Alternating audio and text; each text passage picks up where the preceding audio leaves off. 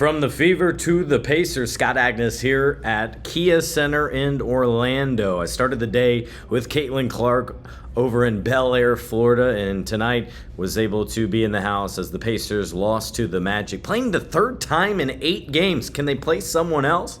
Tonight it was all the Magic, 94-90. Such a good defensive team, and that's the number one thing that stands out. That's something that the Pacers aspire to be. The Magic second in the league through the first month or so in defensive rating, played tenaciously defensively, took away the Pacers' airspace, didn't allow for them to be comfortable, won the rebounding boards throughout the game, and I thought Rick Carlisle put it correctly post-game when he was saying the game was just disjointed. It never really got their rhythm, and it was a game where I looked down, and in the third quarter, I think they had like 68 points, and I was like, nope, this is not faring well for the way in which this Pacers team needs to play. They need to score in order to have success, and another game under 100 points, and it's a loss. That's not how this team is set up to win. 94-90, the final in this one. Franz Wagner leading the way with 29 points for the Magic. He's terribly difficult for the Pacers. Jonathan Isaac. This is a Magic team that does not match up. The Pacers team that does not match up well with the Magic, if you want to put it that way,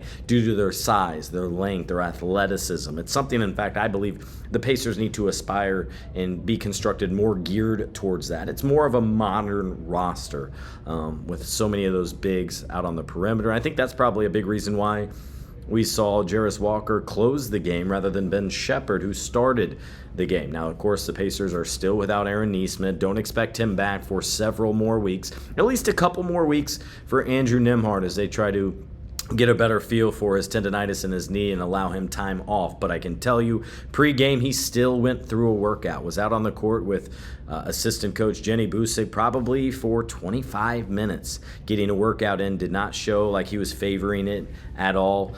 So that's encouraging, certainly, but it's an injury so early into the year and something with tendonitis, you don't want that to be part of the rest of your career. So they're trying to get a handle on that. Now, Tyrese Haliburton got off to a good start offensively in terms of assists. I think he had 8 assists in that first quarter, and when he does that, you can tolerate him not scoring, but an 0 for 6 start shooting the ball, that's even more difficult for this team to tolerate, to swallow, considering they're so undermanned. And right now, I think you throw out the plan that they had going into this season, right? When you have so many players out, you're without your top 2 defenders in Nesmith and Nembhard. You're without your 2 backup centers and Isaiah Jackson and James Wiseman. So right now it's the Pacers really trying to adjust on the fly, try different combinations, see what works out there.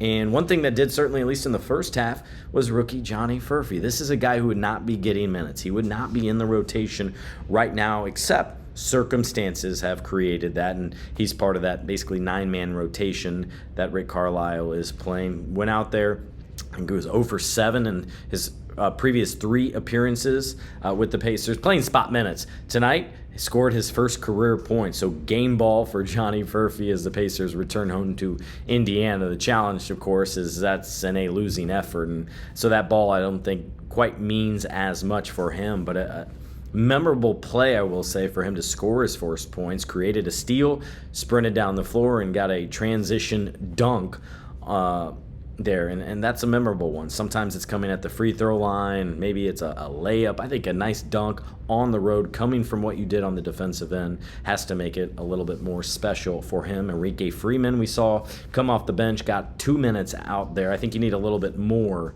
Otherwise, what's the point of playing him? I think you can tell Obi Toppin not quite near that 100% mark, and that's why I think his minutes were a little bit lower. Just 19 minutes tonight, when a game you could really use size and athleticism. 2 points, 3 rebounds for him. Miles Turner, as many noted online, just 2 rebounds. Battled foul trouble throughout much of the game. This is a difficult matchup again for this Pacers team, and I know Goga Bitadze was motivated facing his former team. I talked with him post-game, and I'll be writing about that at fieldhousefiles.com, as he's eager for this one. This is one that he gets even more motivated for, and most players won't tell you that. Most players will play coy. It's just another game. No, I don't know this one on the calendar. Not Goga. He said he's been praying 3.5 years to have the role that he has. For example, a double-double, it's third of the season, finishing with 12 points, 12 rebounds, really solid on the defensive end, and how he was being used in screens, how he was being physical but not fouling, how he was able to adjust to what the Pacers were throwing at them. And I think Jamal Mosley, who obviously know Rick Carlisle very well, he was on his staff in Dallas. Well, he was throwing some defensive things differently at the Pacers. They sat back in a 2-3 zone for many different possessions. There was a time when they started in a 2-2-1 and then switched back to a 2-3 zone just to throw the Pacers off. And remember, this is not the core Pacers. They're without at least 4 rotation players at the moment, guys who have been there, done that. And so that's a smart thing to do, I think, right now against the Pacers. Don't allow them to play fast, to play with pace, to score quickly, and make them work for their possessions. Ben Mathurin, I thought, played well as a whole. What he finished with 23 points, 12 rebounds, and the number one thing I think you can say about him is he's taken the challenge too hard. The coaches, especially Rick, has said, we know you can score. We know you can get to the rim like he did tonight, 8 of 9 at the free throw line. And man, that's something that I think they badly missed.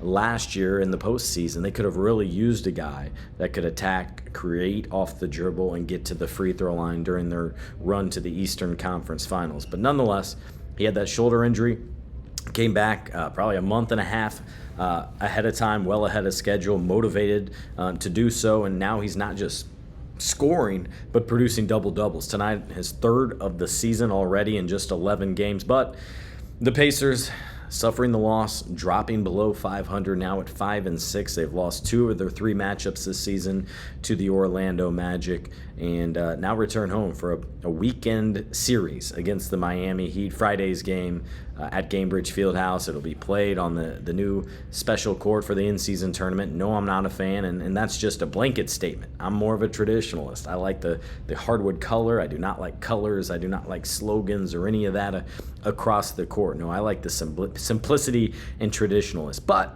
I know maybe at times in this instance, maybe I'm in the minority. Maybe the younger kids especially like it. And I know the NBA did appreciate how they want this court to be different. They want it so when you're at a bar, when you're at the airport, when you're, I don't know, wherever you are, you see that this game is different. This game means more in their mind with the NBA Cup. It's the 2nd annual NBA Cup, and it always takes some time to get things started, to launch new traditions and things like that. And so that gets started for the Pacers Friday night against the Miami Heat. Eric Spoelstra, always a difficult challenge when Coach Spo brings his team against the Pacers, but there's still a lot for this team to learn from. I think it's going to be a tough road to hoe for the next month at least until they get some couple more players back. I think they still need to go out and get a backup center, because you're talking about 70+ games here remaining, right? And it's not something you can just float till the end of the season for a dozen games, or just get through the playoffs and play smaller or whatever. I think it's important for them to have some depth there, because you're going to need it. And so that's something that the Pacers obviously have to be considering right now. I think you get to mid-December when more players become available on the trade market. That becomes more interesting for them, because the reality is right now there's a reason why a player's a free agent. They're not in demand. And so Pacers have been canvassing the market. Jordan Bell was brought back to the Mad Ants. That was a deal that was completed over the weekend as he returned from China. They also have Jahlil Okafor. So those at least give those 2 guys a chance. But I think it'll have to come elsewhere. But in this one, it all comes down to pace. It comes down to rebounding was an issue all game long. Turnovers piled up. You had 10 block shots for the Magic. That just is representative, I think, of how disruptive they are and were for this Pacers team, and really that's any time they meet. Now, coming off the bench, they didn't get too much outside of Johnny Furphy. It was basically tonight led by Pascal Siakam. 25 points. He's the most reliable guy on the team. He's consistent. Also contributed 7 rebounds. But here's my one issue, and this goes to everyone on the roster. 1 shot for Pascal in the 4th quarter. It was a 3. He made it, and that's it. He's got to do more than that. Now, Mathurin had a little bit of the hot hand. 12 of his 23, I believe, were in the 4th quarter.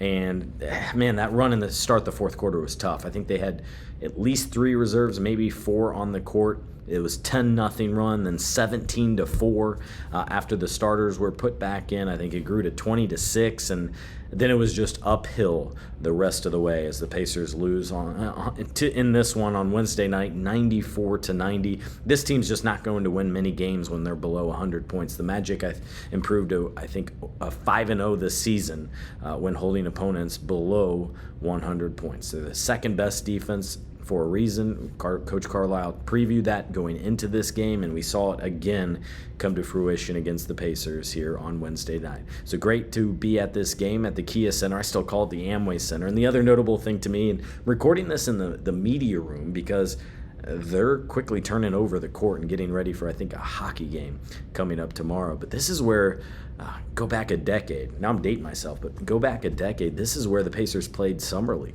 Down in the Orlando Summer League, it was very restricted. It was all about basketball. Media, agents, teams, that is it. Played in the practice court here. What is now called the Kia Center. But now, of course, all 30 teams out in Las Vegas. So it's a very different, more commercialized, more entertainment value experience. That'll wrap it up for me Wednesday night. A long day for me that started before 6 a.m., about 2.5 hours away in Belleville, Florida, with Caitlin Clark on the golf course, and ended the night in Orlando with the Magic getting the victory. For FieldhouseFiles.com, I'm Scott Agness.